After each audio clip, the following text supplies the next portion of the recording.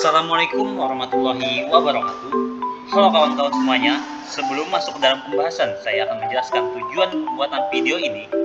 Tujuan pembuatan video ini ialah untuk memenuhi tugas Final Test Manajemen Dakwah yang diampu oleh dosen pengampu kita, yaitu Ibu Rizkiatul Hasanah, SOS MSOS, yang ditugaskan untuk membuat mind mapping tentang manajemen dakwah. Sebelumnya, perkenalkan dulu nama saya nih. Nama saya ialah Muhammad Hamidan dengan nomor induk mahasiswa 210104030119 dengan lokal 21C2 dalam Universitas Islam Negeri Antasari, Banjarmasin. Jadi, materi yang akan saya bahas dalam pembuatan video ini ialah yang pertama yaitu budaya organisasi dalam manajemen dakwah, yang kedua pengorganisasian lembaga dan kegiatan dakwah, yang ketiga uraian pekerjaan dan hierarki kerja, yang keempat kewenangan dan tanggung jawab, yang kelima memimpin dan menggerakkan kegiatan organisasi dakwah, dan yang terakhir ialah motivasi dan pengaruh pimpinan. Langsung saja memasuki pembahasan yang pertama, yakni budaya organisasi dalam manajemen dakwah. Budaya organisasi dalam manajemen dakwah terbagi menjadi 4. Yang pertama, manfaat perencanaan dakwah. Yang kedua, sasaran dasar perencanaan dakwah. Yang ketiga, jenis-jenis perencanaan dakwah. Dan yang terakhir, sisi kelemahan sebuah perencanaan. Langsung saja nih, kita akan membahas tentang manfaat perencanaan dakwah. Kepada teman-teman sendiri, apakah tahu tentang apa itu perencanaan dakwah? Perencanaan dakwah yaitu proses perencanaan dakwah merupakan tindakan sistematis yang dapat membantu mengidentifikasi cara-cara yang lebih baik untuk mencapai sebuah sasaran dakwah. Rencana aktivitas cenderung menghasilkan pikiran-pikiran yang lebih akurat mengenai waktu yang telah dibutuhkan untuk menjalankan sebuah strategi. Dengan demikian, menghasilkan deadlines yang lebih realistis untuk melaksanakan proyek-proyek dan mencapai sasaran. Perencanaan memberi manfaat bagi keberhasilan aktivitas dakwah, yaitu antara lain, yang pertama yakni dapat memberikan batasan tujuan atau sasaran dan target dakwah sehingga mampu mengarahkan para dai secara tepat dan juga maksimal. Yang kedua, menghindari penggunaan secara sporadis sumber daya insani dan menghindari pola benturan di antara aktivitas dakwah yang tumpang tindih. Yang ketiga, dapat melakukan prediksi dan antisipasi mengenai berbagai problematika dan merupakan sebuah persiapan dini untuk memecahkan masalah dakwah. Dan yang keempat, merupakan usaha untuk menyiapkan kader dan mengenal fasilitasi, potensi, dan kemampuan umat. Dan yang kelima, dapat melakukan pengorganisasian dan penghematan waktu dan pengelolaannya secara baik. Yang keenam, menghemat fasilitas dan kemampuan insani serta material yang ada. Yang ketujuh, dapat dilakukan pengawasan sesuai dengan ukuran-ukuran objektif dan tertentu. Dan yang terakhir yakni merangkai dan mengurutkan tahapan-tahapan pelaksanaan sehingga mengalir menghasilkan program yang terpadu dan juga sempurna. Jenis-jenis perencanaan dakwah. Jenis-jenis perencanaan dakwah terbagi menjadi 4. Yang pertama, rencana strategi versus rencana operasional. Yang kedua, rencana jangka pendek versus rencana jangka panjang. Yang ketiga, rencana yang mengarahkan direksional versus rencana khusus. Dan yang keempat, rencana sekali pakai. Untuk rencana strategi dan versus rencana operasional bisa diartikan dengan rencana strategi merupakan rencana yang berlaku bagi seluruh organisasi, yaitu menentukan sasaran umum organisasi dan berusaha menempatkan organisasi tersebut ke dalam lingkungannya. Sedangkan rencana operasional adalah rencana yang menempatkan rincian tentang cara mencapai keseluruhan tujuan organisasi. Letak perbedaan dari dua tersebut pada kerangka waktu, jangkauan, dan mencantumkan rangkaian sasaran organisasi yang telah ditentukan.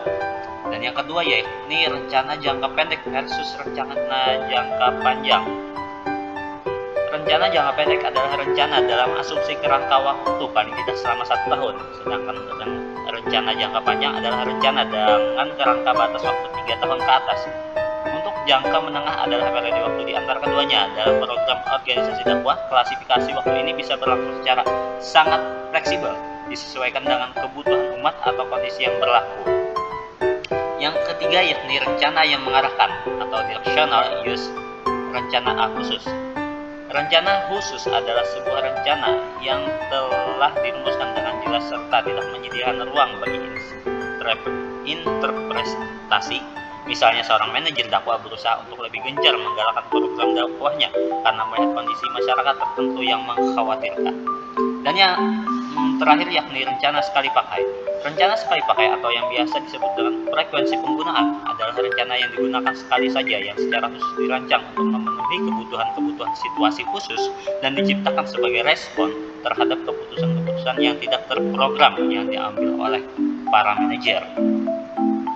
Masuk dalam sasaran dasar perencanaan dakwah. Sasaran dasar perencanaan dakwah ada 4, yakni yang pertama multinitas sasaran, yang kedua sasaran yang ditetapkan dakwah, yang ketiga manajemen berdasarkan sasaran, dan yang terakhir cara tradisional menetapkan sasaran dakwah. Multinitas sasaran atau secara sepintas boleh jadi aktivitas organisasi dakwah itu hanya bertujuan pada konteks ubudiyah atau vertikal saja yang sasarannya keimanan.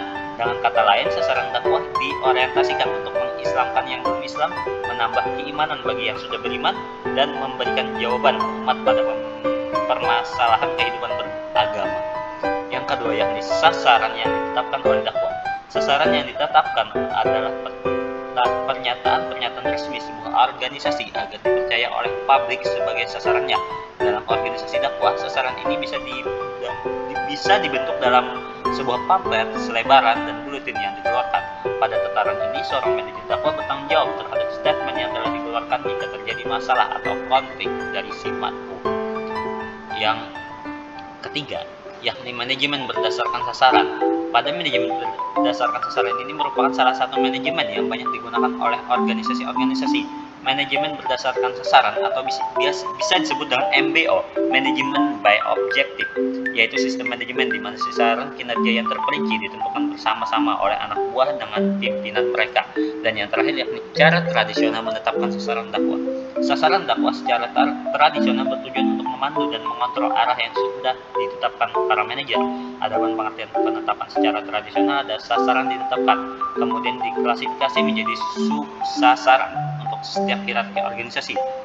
Posisi manajer puncak yaitu atau bisa disebut dengan top manager menetapkan standar pada setiap orang di bawahnya. Hal ini dimaksudkan untuk mengarahkan, memandu, dan dalam hal tertentu untuk membatasi perilaku kerja masing-masing dai. Masuk dalam kelemahan perencanaan dakwah. Rencana tidak dapat dikembangkan bagi suatu lingkungan yang dinamis, karena sebuah organisasi di masa sekarang akan menghadapi perubahan lingkungan yang dinamis. Kelemahan yang kedua yakni rencana memusatkan perhatian para manajer pada persaingan. Perencanaan formal memperkuat sukses yang bisa membawa ke dalam hal kegagalan. Yang terakhir, kelemahan dari perencanaan dakwah yakni rencana formal tidak dapat menggantikan intuisi dan juga kreativitas. Bentuk-bentuk organisasi dakwah ada 6. Yang pertama yakni spesialisasi kerja. Spesialisasi kerja ialah seluruh pekerjaan yang ada di organisasi dan dipilih menjadi sejumlah langkah dengan tiap langkah diselesaikan oleh seorang individu yang berminat. Yang kedua yakni departementalisasi dakwah, yakni dasar-dasar yang digunakan di dalam pengelompokan pekerjaan.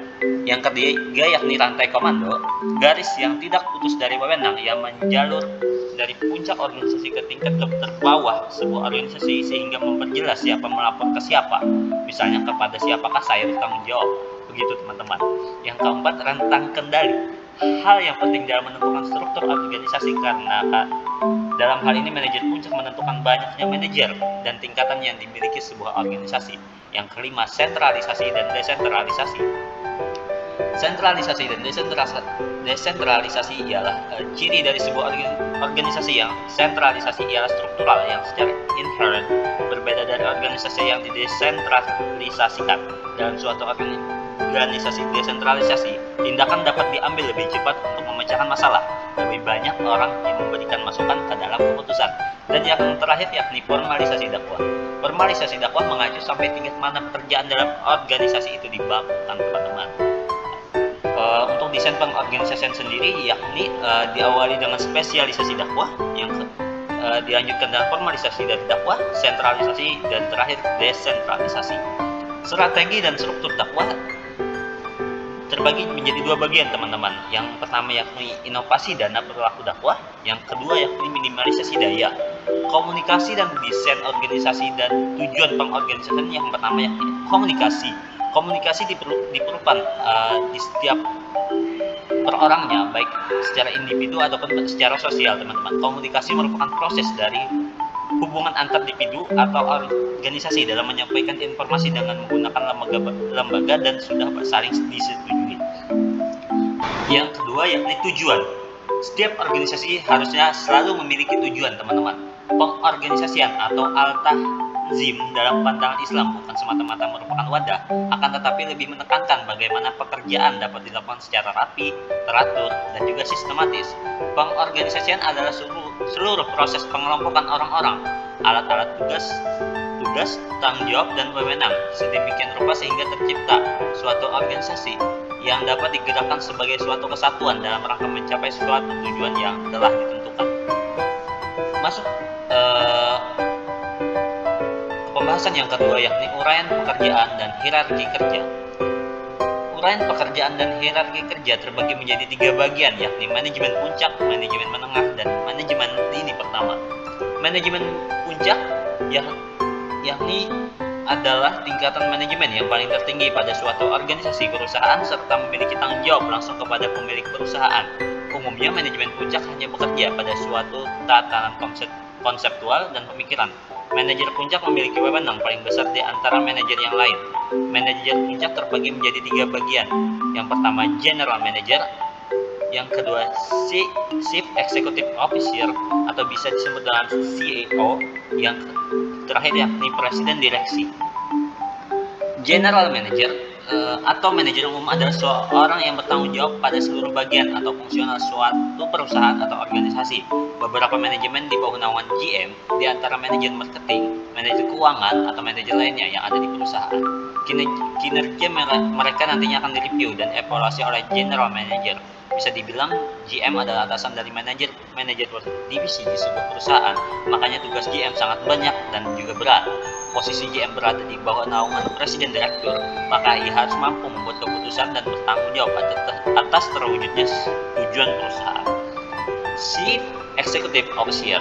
Chief Executive Officer atau bisa disebut dengan CEO adalah eksekutif dengan peringkat tertinggi di sebuah perusahaan yang bertanggung jawab utamanya termasuk membuat keputusan perusahaan besar, mengelola keseluruhan operasi dan juga sumber daya perusahaan, bertindak sebagai titik komunikasi utama antara dewan direksi, the board, operasi perusahaan, dan menjadi wajah publik perusahaan. Yang terakhir yakni Presiden Direksi.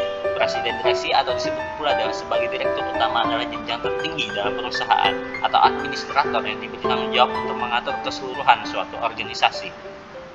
Peran dan tugas manajemen puncak. Peran dan tugas manajemen puncak yakni yang pertama menentukan tujuan perusahaan, manajemen tingkat akan tugas dalam merumuskan tujuan utama organisasi dalam bentuk jangka panjang dan pendek. Yang kedua, membuat rencana dan kebijakan yang harus dicapai tujuan utama perusahaan yang telah ditetapkan. Yang ketiga, mengorganisir seluruh kegiatan dan pekerjaan untuk manajemen tingkat menengah. Yang keempat, mengumpulkan dan mengatur seluruh sumber daya organisasi perusahaan. Dan yang terakhir, memiliki tanggung jawab penuh atas keberlangsungan dan perkembangan organisasi perusahaan. Manajemen menengah. Manajemen menengah atau bisa disebut dengan middle level management adalah posisi di dalam organisasi sebagai penghubung antara manajemen tingkat atas dengan manajemen tingkat bawah. Dalam bagian organisasi mereka berada di tengah rantai komando. Manajer tingkat melapor dan bertanggung jawab kepada manajer tingkat atas dan pada saat yang sama bertanggung jawab untuk manajer tingkat bawah. Tugas mereka adalah mengimplementasikan rencana dan strategi yang dikembangkan oleh manajemen puncak dan menerjemahkan ke area kerja mereka. Mereka kemudian mengembangkan rencana taktis di area spesifik perusahaan dijalankan oleh manajer tingkat bawah. Tujuan yang menerjemahkan ke area kerja mereka supaya yang bawahan lebih memahami dan lebih bisa mendapat pencerahan yang lebih daripada apa yang dijelaskan oleh manajemen tingkat atas. Fungsi dan tugas manajemen menengah yakni ada 5. Yang pertama, menangani masalah perusahaan yang semi terstruktur dan juga terstruktur. Yang kedua, bertanggung jawab untuk melaksanakan kebijakan dan rencana yang dikembangkan oleh manajer puncak untuk mengawasi dan mengkoordinasi kegiatan manajer tingkat bawah. Yang ketiga, menetapkan tujuan jangka pendek atau subordinat mereka yang akhirnya mengarah pada pencapaian tujuan jangka panjang perusahaan. Yang keempat, menafsirkan arahan yang ditentukan manajemen puncak ke dalam suatu rencana dan pedoman. Dan yang terakhir, keterampilan konseptual. Manajemen lini pertama. Manajemen lini pertama adalah tingkatan akhir di dalam tingkatan manajemen. Manajemen lini pertama yang juga disebut dengan istilah first line management. Tingkatan manajemen yang paling rendah adalah semua orang atau pihak yang berada di dalam tingkatan ini akan menjalin kontak atau hubungan langsung dengan tenaga operasional. Manajemen tingkat bawah merupakan pihak-pihak yang secara umum bisa masuk ke dalam tingkatan manajemen 1. Ini mencakup kepala produksi, mandor produksi atau mandor pabrik, kepala seksi untuk sebuah perusahaan besar dan punya banyak administrasi, pengawas teknis untuk perusahaan otomotif, supervisor, dan lain-lain. Fungsi dan tugas manajemen tingkat bawah ada 3, yakni membantu dan memang bertugas untuk menciptakan suatu kondisi yang baik untuk menjaga dan meningkatkan produktivitas dari tenaga operasional perusahaan, menciptakan hubungan yang baik antara bawahan dan juga atasan. Yang kedua yakni memahami sekaligus mempelajari masalah dan keluhan yang dialami dan disampaikan oleh tenaga operasional sebagaimana yang dijelaskan sebelumnya. Yang ketiga yakni membantu manajemen menengah dalam merekrut karyawan dan membagi tugas atau menempatkan calon karyawan baru tersebut di bagian yang tepat dengan melihat pengalaman dan keterampilan yang dimilikinya. Kewenangan dan tanggung jawab. Jenis-jenis kewenangan dan tanggung jawab memiliki 3 bagian, yakni yang pertama yaitu jenis-jenis wewenang, yang kedua batas-batas wewenang, yang ketiga ragam bentuk dan tanggung jawab. Apa itu wewenang? Teman-teman sendiri apakah sudah tahu tentang pengertian wewenang?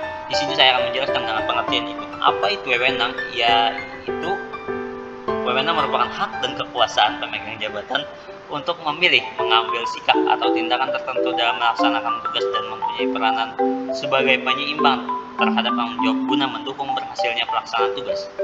Jenis-jenis wewenang. Jenis-jenis wewenang memiliki 3 bagian. Yang pertama, wewenang lini memiliki tanggung jawab atas tercapainya tujuan perusahaan.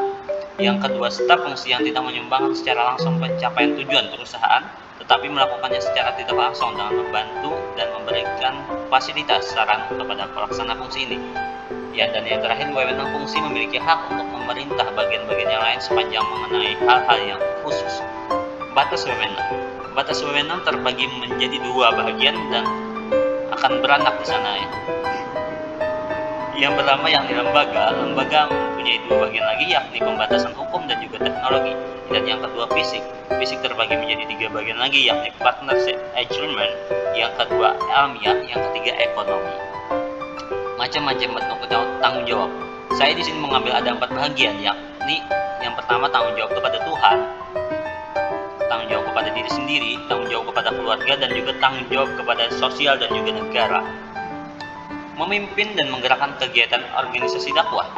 Memimpin dan menggerakkan kegiatan organisasi dakwah terbagi menjadi 5 bagian, yakni penggerakan dakwah, melakukan bimbingan, pemberian motivasi, penyelenggaraan komunikasi, dan juga menjalin hubungan.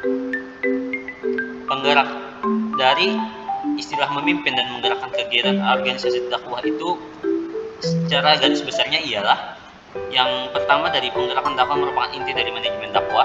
Yang pemberian motivasi yaitu ada 3 komponen pokok, yaitu menggerakkan, mengarahkan, dan menopang tingkah laku manusia. Dan yang ketiga melakukan bimbingan. Bimbingan adalah proses pemberian bantuan yang dilakukan untuk para ahli untuk mencapai tujuan tertentu. Yang selanjutnya yakni menjalin hubungan, berfungsi untuk terwujudnya harmonisasi dan sinkronisasi. Yang terakhir yaitu penyelenggaraan komunikasi, proses yang digunakan untuk membagi arti lewat transmisi pesan simbolis. Semua ini tergabung untuk menyempurnakan dari suatu kesempurnaan dari perusahaan tersebut. Motivasi dan pengaruh pimpinan. Motivasi dan pengaruh pimpinan terbagi menjadi 6 bagian. Yang pertama pengendalian dakwah, yang kedua unsur dan proses pengendalian dakwah, yang ketiga fungsi pengendalian dakwah, yang keempat efektivitas manajerial, yang kelima produktivitas organisasi, dan yang terakhir evaluasi dakwah dan perencanaannya. Pengendalian dakwah. Pengendalian dakwah merupakan salah satu bagian dari manajemen. Pengendalian dilakukan dengan tujuan supaya apa yang telah direncanakan dapat dilaksanakan dengan baik sehingga dapat mencapai target maupun tujuan yang ingin dicapai. Tentunya pengendalian sendiri memiliki unsur. Yang pertama yakni sebuah standar spesifikasi prestasi yang diharapkan. Yang kedua sebuah pengukuran proses real. Yang ketiga, sebuah laporan penyimpangan pada unit pengendali. Yang keempat, seperangkat tindakan yang dapat melakukan oleh unit pengendali untuk mengubah prestasi mendatang jika prestasi terang kurang. Yang kelima, dalam hal tindakan unit pengendali gagal membawa prestasi nyata yang kurang memuaskan ke arah yang diharapkan, sehingga ada sebuah metode tingkat perencanaan atau pengendalian lebih tinggi untuk mengubah satu atau beberapa keadaan yang kondusif. Unsur dan proses pengendalian dakwah. Pengendalian manajemen dakwah lebih bersifat komprehensif, di mana lebih mengarah pada upaya yang dilakukan manajemen agar tujuan organisasi tercapai. Unsur-unsur dari pengendalian dakwah sendiri yakni satu sama lain akan saling berkaitan, yang akan membentuk suatu jalinan proses kerja dan memiliki tahapan proses menjadi dua, yakni pemrograman atau bisa disebut dengan programming. Pada tahap ini organisasi dakwah menentukan program-program yang akan dilaksanakan dan memperkirakan sumber daya dai. Yang kedua yaitu anggaran atau budgeting, merupakan rencana yang terorganisir dan bersifat menyeluruh yang dinyatakan dalam unit moneter untuk operasi aktivitas dakwah. Masuk dalam anggaran terbagi menjadi tiga, yakni rencana yang terpadu, financial quantification, dan yang terakhir operasi dan sumber daya. Fungsi pengendalian dakwah sendiri memiliki pengertian yakni dikonsentrasikan pada pelaksanaan aktivitas tugas-tugas dakwah yang sedang berlangsung maupun yang telah selesai dilakukan. Efektivitas manajerial terbagi menjadi 4. Yang pertama, dapat menentukan visi dan misi sasaran jangka panjang dakwah. Yang kedua, membuat rencana pelaksanaan misi dakwah dalam tahapan yang realistis dengan pengukuran kualitas yang berkesinambungan. Yang ketiga, peningkatan kualitas sumber daya manusia merupakan strategi yang terpadu maksudnya teman-teman. Yang keempat, proses pengembalian keputusan dilaksanakan dengan memperhatikan aspirasi madani. Produktivitas organisasi dapat diterjemahkan sebagai kualitas strategi dakwah yang perlu untuk ditingkatkan guna mendorong gerak dinamika organisasi itu sendiri. Prinsip-prinsip umum yang perlu diperhatikan ialah fokus utama dari usaha dakwah harus diorientasikan pada matku, kualitas dari kepemimpinan yang qualified, falsafah dan perencanaan kualitas sudah diintegrasikan dalam strategi dakwah, memelihara sebuah kerjasama yang baik dalam tim, memperdaya sebuah pendelegasian dan juga wewenang. Terakhir dari penjelasan tentang manajemen dakwah yakni evaluasi dakwah dan perencanaannya. Evaluasi merupakan bagian dari sistem manajemen yang perencanaannya organisasi.